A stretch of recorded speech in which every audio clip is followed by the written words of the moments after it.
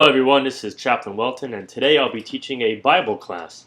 Before I begin, I'd like to make a disclaimer that the following class is my personal opinion from my faith background, and the books that I'll be using for this class are the following texts: To Perfect the World, and a Chumash, the 5 books of Moses. This is a gift from my friends, the Blauner family. The title of today's class is The 7 Laws of Highly Effective Humans, and it is the Torah's call for all humanity. So it is Judaism's global vision for the world. I want to thank some of my teachers, my father, Rabbi Ben Sion Welton, first and foremost, Rabbi David Smith, who is an expert in the 7 Laws of Noah, which I'll be covering today, and AskNoah.org, which is a great resource and website for more information about today's Bible class topic. So I want to begin by saying a quote that I read from retired Brigadier General Rabbi Dr. Israel Drazen. He once said that he understood that the Lubavitcher Rebbe's call for the world to learn the 7 Noahide laws were so that we were all to act properly. And one way of expressing this is through the 7 Noahide laws. So for those who don't know the 7 Noahide laws, they're kind of like the famous 10 Commandments. And I'll be going into what they are soon. I want to begin by saying this country is a blessed country, a Medina Shel Chesed, as we say in the Hebrew. And one of the great things about this country is the free exercise of religion guaranteed under the First Amendment of the United States Constitution. And I believe that the Torah's message for the world and the entire class that I'm about to teach in a nutshell is that we should all be concerned for all people, no matter what our differences are. United we stand. Everyone is a human, and a basic teaching in the Torah is that we all are descendants of Adam and Eve. One time the Lubavitcher Rebbe, my spiritual mentor, commenting on increases in hatred in the world, said, if only we were all to celebrate the idea that we all come from 2 people, Adam and Eve. Why didn't God make 10 couples in the Garden of Eden? That would have been better for genetic diversity or whatnot. Why only 2? So the Lubavitcher Rebbe says because no human being should ever claim they are descendants of the superior couple. We all come from the same great-grandmother and the same great-grandfather, Eve and Adam. And that unites us all as children of God. And that unites us all as people who deserve to be treated equally. And that unites us all with the commandment in Leviticus, thou shalt love thy neighbor as thyself. So basically what today's class is going to be saying is the Torah's teaching that we are all children of God, and we are all deserving of happiness and holiness. So now let's begin. I want to begin the class by calling your attention to a declaration made in 1987 by United States President Ronald Reagan. And he affirmed, quote, the historical tradition of ethical values and principles, which have been the bedrock of society from the dawn of civilization, are the 7 Noahide laws, transmitted through God to Moses on Mount Sinai, end quote. The United States Congress made a similar statement in 1991 and basically said that these Noahide laws from the Torah are the, quote, principles which are the basis of civilized society and upon which our great nation was founded, unquote. The United States Congress also said that it's our responsibility to transmit these historical ethical values from our distinguished past to the generations of the future. And the President of the United States and other heads of state will have an international scroll of honor that they will sign.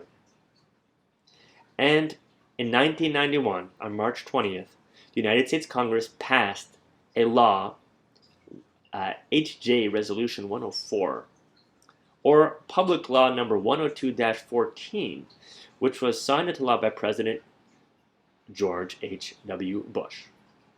What did the law say? that the 7 Noahide laws are the ethical values of civilized society and the basis upon which the American nation was founded. And it is these 7 Noahide laws that I wish to learn and focus on today. So before we get into what the 7 Noahide laws are, I want to just comment that this is not a missionizing class. There is no belief in the Torah that you must convert to Judaism for salvation, or to gain access to heaven, or to find favor in God's eyes. There is no proclamation that you must become Jewish to be a child of God. Rather, God made us all children of God. And the way we are made is beautiful, and inside of all of us, we have a soul from God that we can tap into, and we can connect to our source, to our Father in heaven. And that is the Torah. What unites us all, according to the Jewish faith, is studying the Torah and following the values and these ethical principles that President Ronald Reagan was talking about, that are inherent in the Torah's scripture. So, the reason why they're called the 7 laws of Noah, if you know your biblical history, is because there was a family who saved a bunch of animals in an ark during a great flood. And that was Noah and his family. So in other words, Adam and Eve were our great-great-grandparents. But you can argue that Noah was the father of all of us, of all civilization, because it is Noah's descendants, according to the Bible, according to the Torah, who populated the world to the approximate 7.5 billion people we have today.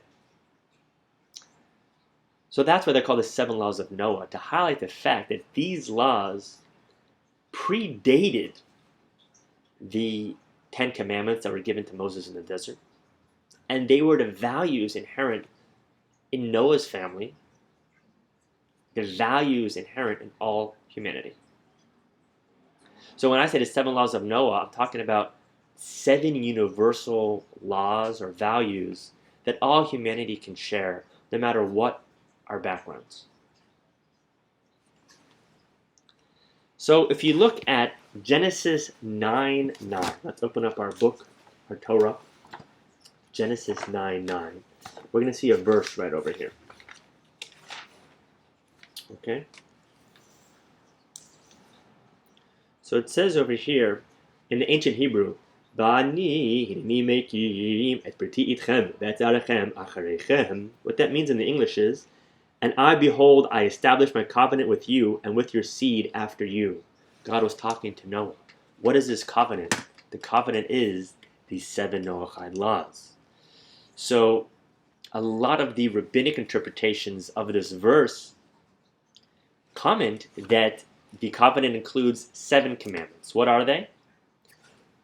Believing in God, not blaspheming God or idolatry, not having illicit relations, not murdering, not robbing each other, not being cruel to animals or eating flesh from a living animal, and establishing courts of law.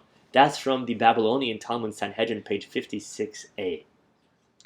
Now, these 7 laws, just like the 10 commandments were the foundation for the rest of the Torah, these 7 laws are the foundation for many other Torah wisdom and laws that have to do with establishing a civilization inspired by a divine purpose. And isn't that why we're here on planet Earth? We are not physical beings having a divine experience. We are actually divine beings, souls, having a physical experience for our short time that we live on this realm and this planet. So these values, which may seem elementary, rudimentary, logical, really the more you unpack them, contain values that keep us on a path toward transforming what could be a jungle and survival of the fittest into a Garden of Eden, a place of harmony between all life, a place where heaven can be expressed in earth. So that is the purpose of these 7 laws. And you'll notice that's why numerically the 7 laws of Noah match up perfectly with the days of the week. The Torah says, 6 days God made the world, and the 7th day God rested. Why? Because these 7 laws lead us to a place of the ultimate expression of Mother Nature, which in the Kabbalah is referred to by the number 7. And what is that ultimate expression of Mother Nature? That is a place like Shabbat, like the Sabbath, a place of harmony and peace and wisdom and celebration of the divine. So now let us continue over here. I want to say over here something. You go to Numbers 15:15.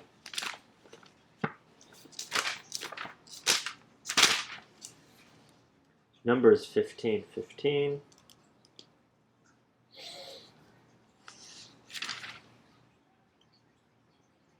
Okay.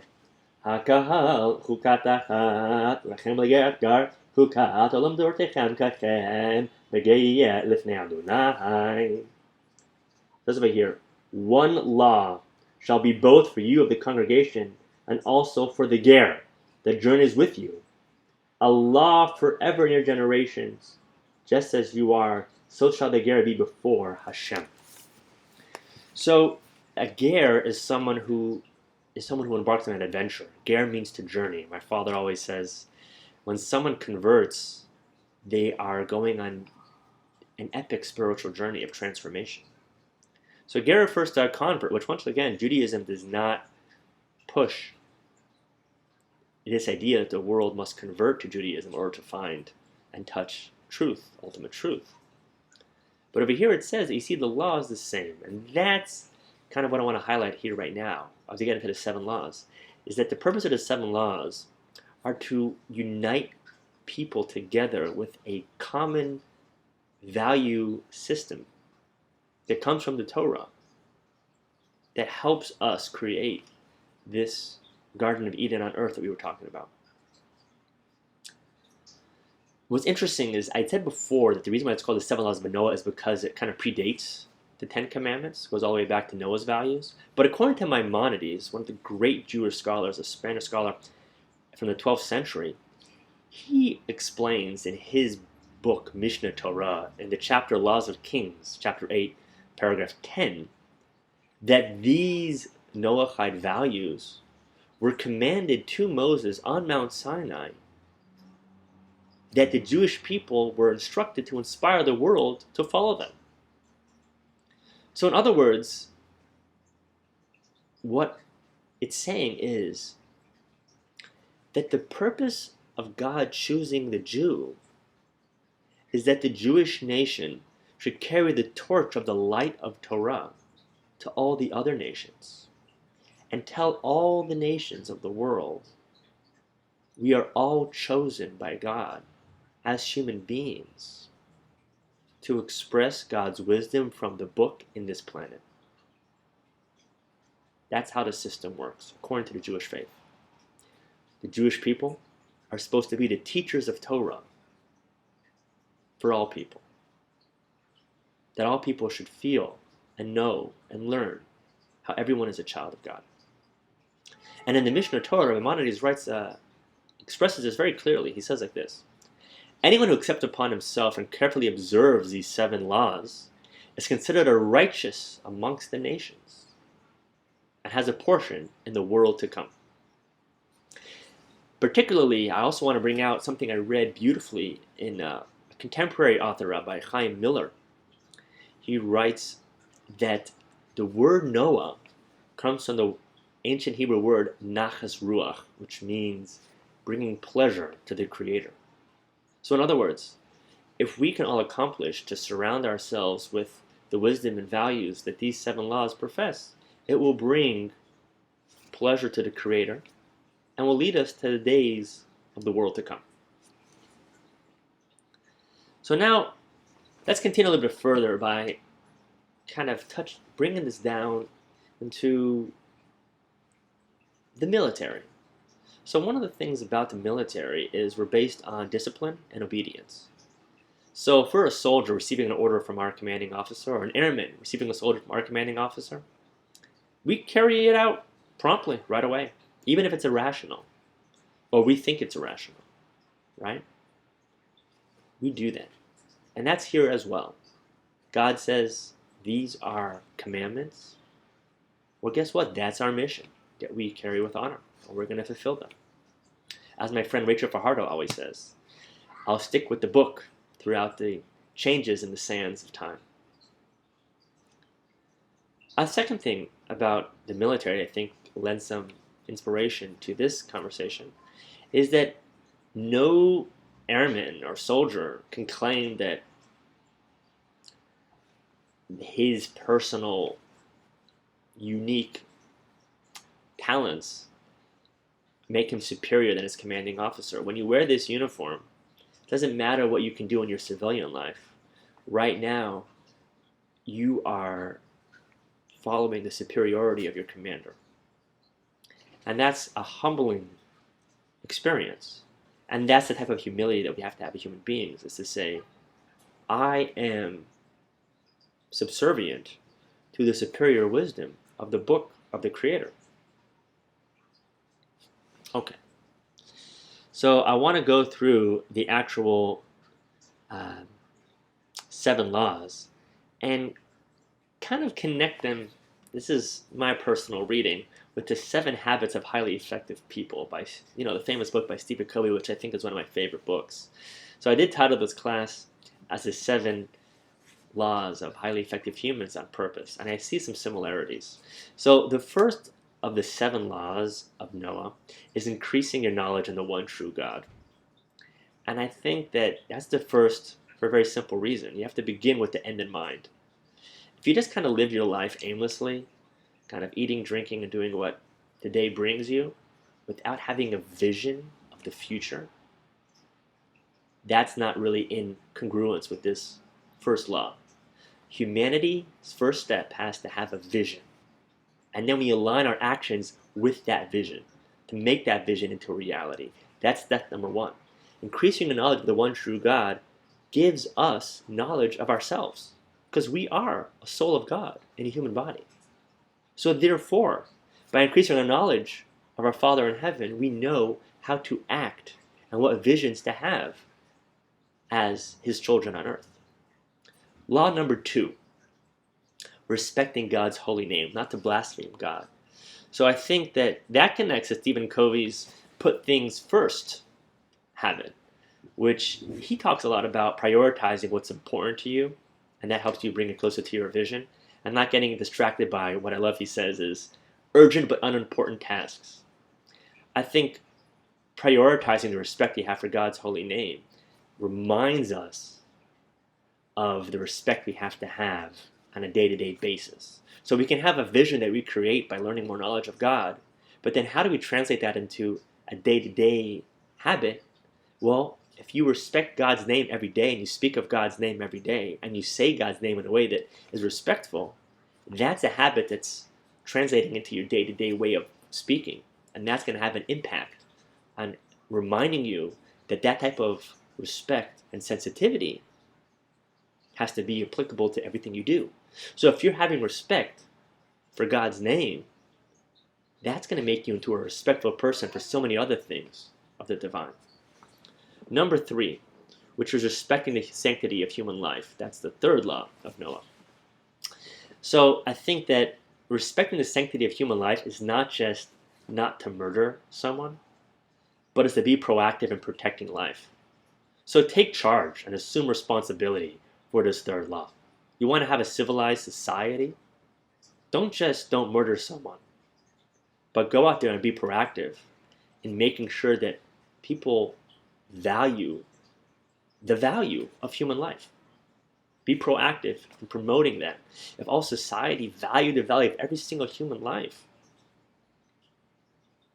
the individual human life, which some historians say is one of the greatest gifts of the Torah to society, is the value of the individual. What type of world will that create? What type of world will we live in when every single human being's individuality is valued like it's a law from God, which according to the 3rd law of Noah, it is. Number 4, respecting the classic family. So here I think we're talking about love and connection with others. So I like Stephen Covey's seek first to understand, then to be understood. So what he's talking about is taking time to listen to other people. Here, I think when it's talking about the fourth law of Noah, respecting the classic family, it's taking time to understand what God created families for. Are families just to breed, or are families to bring out the best in you? Is romance and love just for your self-gratification, or is romance and love to teach you how to give to someone else in the deepest, most intimate way? So seeking first to understand why you're here. There's a famous story of the Alter Rebbe that I love. One of the great Hasidic masters, someone came to him with a problem. He had a problem with his job. And he wanted the Rebbe, what should I do about my job? I'm not making money. What do I do about my career? And the Rebbe said to him, you're asking what you need, but not what you're needed for. And I think this is very important. A lot of times when it comes to relationships, we want what we need from that relationship.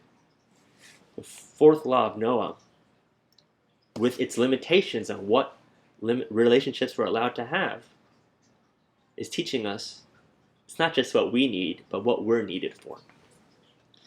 Number 5, that is respecting the property of others. I think that very easily connects to Stephen Covey's habit of a win-win, right?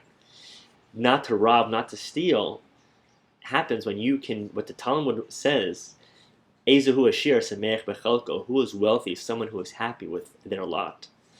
So if you think a win-win, you're not going to want to steal or rob from someone else. That's not a win-win, that's a win-lose. Or I would say it's a lose-lose. So therefore, the win-win mindset, I think, really helps us keep the fifth law of Noah. Number 6, this is respecting all creatures, not to eat a limb from a live animal, which really is a commandment that we unpack it, is showing the sensitivity and love that we must have for all creatures. My father always tells me, he says, why didn't God just make an ark or save the animals by himself? God could have saved one continent and had thousands of animals there. Why did he tell a human being to build a boat which could only save a few animals? And you don't see Noah and his family even once telling God, why don't you save the animals? Why make me do it?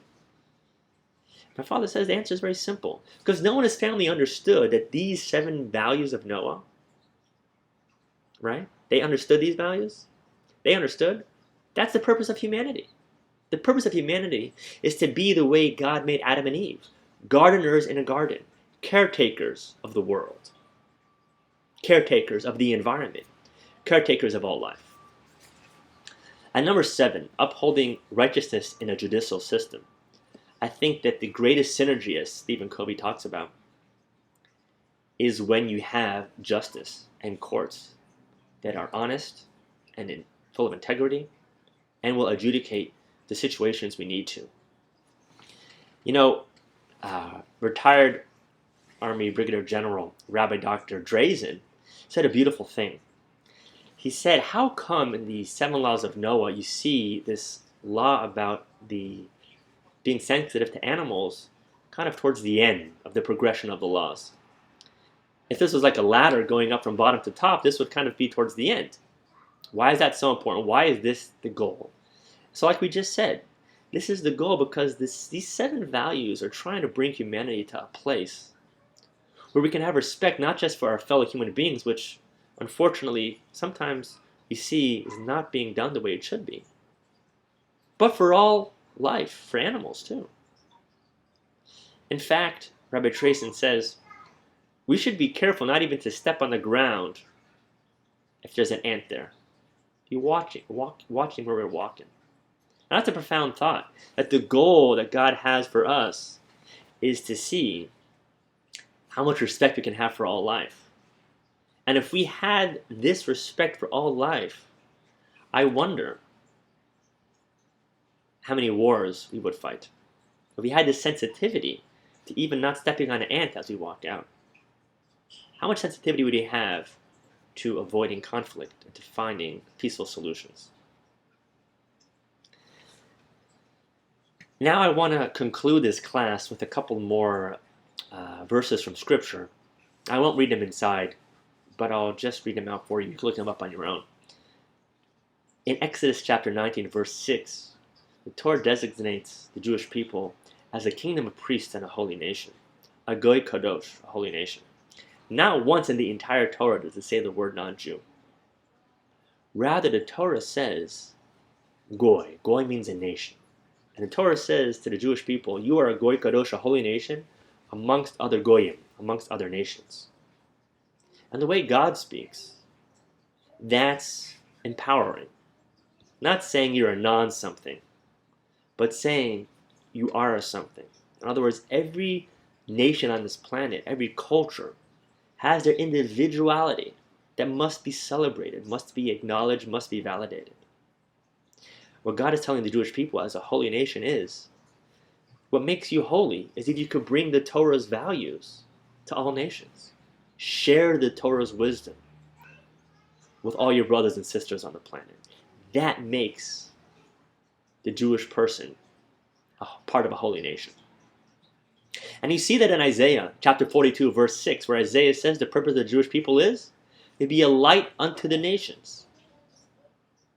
Not a master unto the nations, not controlling the nations, but a light unto the nations. What's a light? A light illuminates what's already there. When you go into a dark room and you switch on the light didn't change anything in the room. It just showed you what was there already.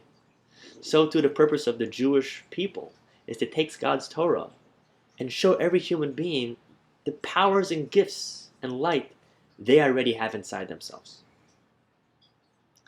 And that's why I want to end with this prayer that this Bible class today, promoting these 7 universal laws of Noah, I hope that it leads to a place where we can all see the value in each other, see the light in each other, see the face of God in each other. And that will lead us to the world to come, that Maimonides was talking about, where it says in Habakkuk chapter 2, verse 14, for the earth will be filled with the knowledge and the glory of the Lord, as the water covers the sea. Amen. Thank you for joining today's Bible class.